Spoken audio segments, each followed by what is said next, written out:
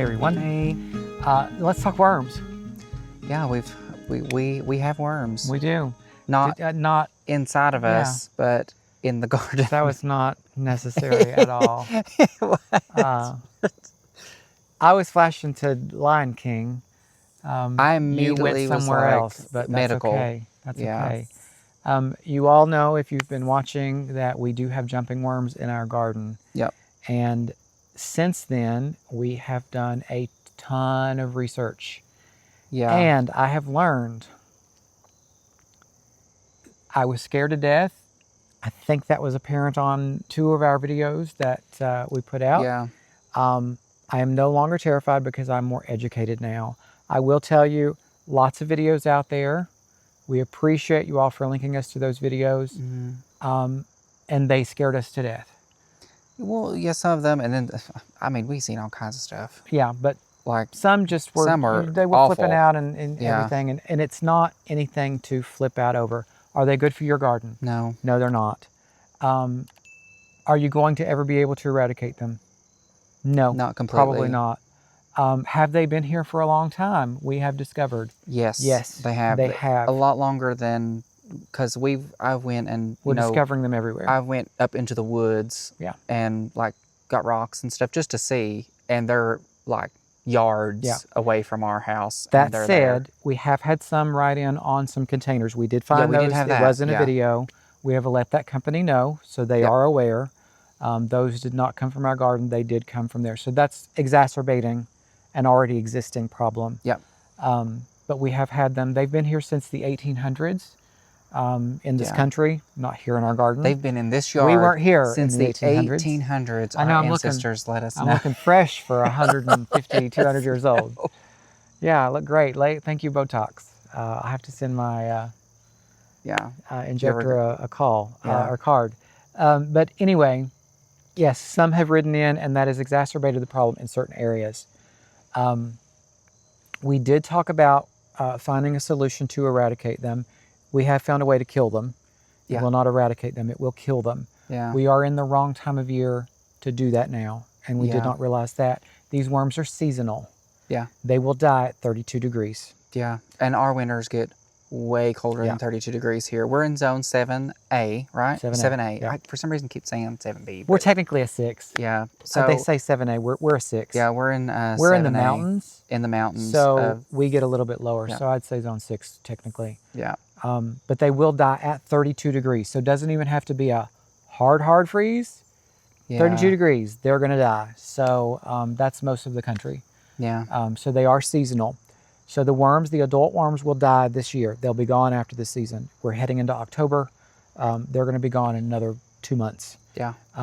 We are going to show you how to eradicate them. We've already got the stuff mixed up and ready to go. Yep. We actually had already done that before we learned that they're seasonal worms. Yeah. So it still doesn't hurt to, eradicate what we can. Yeah. And that said, this will not kill the cocoons, and that's what overwinters. It will not kill the eggs. Those also overwinter. So the cold does not kill those, just the adult worms. So you will have to eradicate them in the spring when they start to hatch out, which we will do probably May, June-ish, when it starts to heat up a little. But we're going to show you what to do today to get rid of them. There are 2 ways to do that. The first one, if you have a small area, say they're in one of your raised beds, and that's it. You can use a mustard powder concoction. So 1/3 cup of yellow mustard powder with 1 gallon of water. You spread it over the area. The worms get agitated by it. They come to the surface, and you pick them out. Yeah. Put them in a plastic bag, let them heat up. They'll be good to go. Yeah. Put them in a cup of soapy water, good to go. Set them in the sun for 10 minutes and still, don't again, worry about it. Will not kill them. That will not kill them. That just brings them to the surface, and you can pick them out manually. So if that's for a small area. If you're dealing with a large area like us, tea seed meal is your best bet. Tea seed meal, it's 1/2 cup per gallon of water. You mix it up in there, let it steep for about 30 minutes. We actually let ours sit overnight. I mean, we've done it like, we tested it out quickly, immediately yeah, and then at another time, but it doesn't matter. No, it doesn't. It doesn't matter. 30-minute minimum. Yeah, 30-minute minimum. But mix it up, 30 minutes, then sprinkle it out over your area. they will come to the surface again. They go a little crazy, but it will actually kill them. Yeah. This also kills any other worms that are in your soil. Now, Yeah. that said, Doesn't kill your plants. doesn't kill your plants. It's actually fertilizer. Yeah. It is a 10-10-10 fertilizer. That said, I've learned some things about other worms because I felt very guilty about that. There are no native worms here. No. Every worm in this garden has been brought in. Yeah, well, in the country, we're brought in. I think in the Southwest, there may be some native species, and they're heading north. But we did a ton. I mean, we went all the way back to learning about the Ice Age. And that's the thing. That's the thing about negative things that happen in your life. If you don't do the research, don't flip out about it. Yeah. We got caught up in that, and it's okay. You know, you need multiple sources. Because one person can tell you one thing. Somebody find the middle ground. Yeah. Or I mean, you go to the other extreme when we seen somebody said, "Oh, just feed them. Just add more compost." We did see that, and that is another solution. Like, if you don't want to kill them, but it is a solution. You can do that. Yeah. They are voracious eaters. Yeah. That's the thing, and that's why they're so negative. Is because they eat everything in the soil. Yeah. Their excrement, their castings. They push it upward, and it doesn't. Yeah. It doesn't go back into the soil. That's the bad part about it is their castings are very hard. That's the coffee grounds that you typically see on the top of the soil. That's everything that they've eaten cast out on the top of the soil, and it doesn't go back in as nutrients. Yeah. It doesn't dissolve back into the earth. Regular earthworms, they take that deep into the earth and they release it there, and it goes into the soil, and it's great. Yeah. But again, there are no native worms where we're at in Virginia, so I don't feel too bad about it. That said, we are killing some good worms. There are some beneficial worms. How you can tell the difference. Someone asked us that in a comment earlier. Can we go back and discuss how we determined what they were? So we found these in one particular area of our garden where we'd recently planted. We were transplanting some things around. There's a video on that as well, where we moved some astilbe, we put in some heliopsis, and we saw them there. No, that wasn't the heliopsis. That was the astilbe and the elephant ear. Elephant ear, yeah. The elephant ear. Was it the elephant ear? I don't remember. I don't remember now either. We've done things. so much this year. Yeah. Anyway, we were moving some things around. We found them around the astilbe. How we knew what they were. They're not like regular everyday earthworms that you see in that they just laze around and they just, when you disturb them, they just, okay, I've been disturbed. I'm fine. Yeah. I've had a beer. I'm good to go. They don't do that. They go nuts. They like shake and like they're spastic. Yeah. And that's why they're called jumping worms, because they jump around when you disturb them. And that's a defense mechanism. Found that out too in our research. They will drop their tails sometimes as well to get away. So they flip out, and you'll know that when you see it. And they're very iridescent gray. They just look awful. Gross. They do look gross. Yeah. They're not pink like a normal earthworm. No. Also, there is a band that they have around their body. It is white, and it goes all the way around the body. I'll pop up some pictures of them on the screen. So the band goes all the way around. The difference between that and another good earthworm, I want to say native, a good earthworm, is they do have a pink band, and it only goes part of the way around their body. Yeah, it doesn't go all the way around. They do lay a ton of eggs, 30 per worm per season. Yeah. Upwards of 30 per worm per season. So we've got tons of eggs. Tons of eggs. Oh, yes. Lots. Yeah, and they're cocoons. You can't find those. You can't dig them out. They're like the size of a pepper flake. Grain of sand. Like a teeny, I mean, you couldn't, and they're black? They are black. They're black and brown. So you'd never really see them. You can't find them. There's no way. You can't find them. So we're going to kill the ones that we have in the worst area of our garden today, which is next to our pond. Now, this cannot be used anywhere near open water. It will kill fish. So you have to be very careful with that. If you're using it near a stream, don't. We are going to be near our pond, but we're nowhere near it to get in the pond. It will drain off into our driveway. Yeah. It will go nowhere near the pond because we do have tadpoles and frogs in there that we want to keep healthy and alive, so we won't use it anywhere near those. We have had comments about, why are you moving things around in your garden when you have those worms? Because you're moving it to another part of your garden. Oh, they're all over the place. They're anyway. everywhere. It doesn't matter. No, No. they'll get in. If we don't move it, they'll find their way over there. So we know what to do to try to get rid of them. So that's what and we'll we're going try to do that. We're going to do that in the spring. In the spring, we'll do pretty much everywhere, all of our garden. And I think it's probably a good idea for us to do that for anything coming into the garden Yeah, as well. Since we know they exist inside of containers, we'll do that as well. Doesn't help with the eggs, but we can get rid of the worms and try to help reduce the problem a little bit in that way. So I think that's a lot of information for one video. A ton. Yeah, a lot. But I hope it helps somebody. Hope so. It's not as don't scary flip out. as it No, don't may flip seem. out. Don't flip out. Yeah, don't be him and have a legitimate panic attack. I did because again, because he was what like, I had seen about them, they were the worst thing to ever happen to you. Your garden was going to die within 10 days. yeah. I mean, it was all gloom and doom, and you know, we don't operate that way. No. We don't want to be that way with you. I mean, I did get a little antsy in those videos, and I apologize if that freaked anybody out. Not my intention. I was freaked out. I let that show, and I shouldn't have, because I wasn't educated on the situation. So now we know. I feel much better about it. We're going to take care of the problem real easily. So with that, we're going to walk you over to the worst area of the garden where we found the most worms. Yeah, we're going to pour the solution down on the ground and show you what it does. You'll see again, they will come to the surface. You'll see them squiggling around. Yeah, so if that bothers you, I would say just click off. Yeah. Yeah. All you got to do is mix it up. I will say too, if you put it in we've got ours in a garden container, like a watering can. If you have one that the top doesn't come off, don't use it. It will clog up the little holes because the stuff doesn't completely dissolve. So take the top off of the diffuser off of your watering can before you use it. Yeah. Pro tip. Yeah. All right.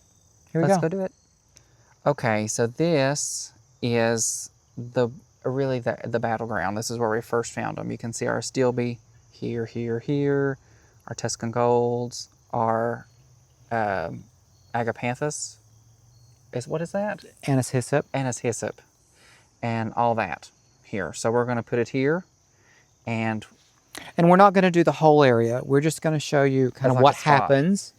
We've already mixed everything up. It's in this can right here. You can see we got it all over because it's hard. We mixed it in a 5-gallon bucket because it's just easier. But we'll just spread it out. And you don't have to be graceful with it. Just spread it out. I'm going to say around these Astilbes probably where it's the absolute worst.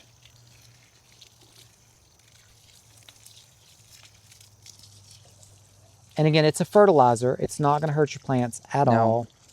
Won't even bother them. Let's see if anything starts coming up. It does take a minute. Yeah, but they start coming.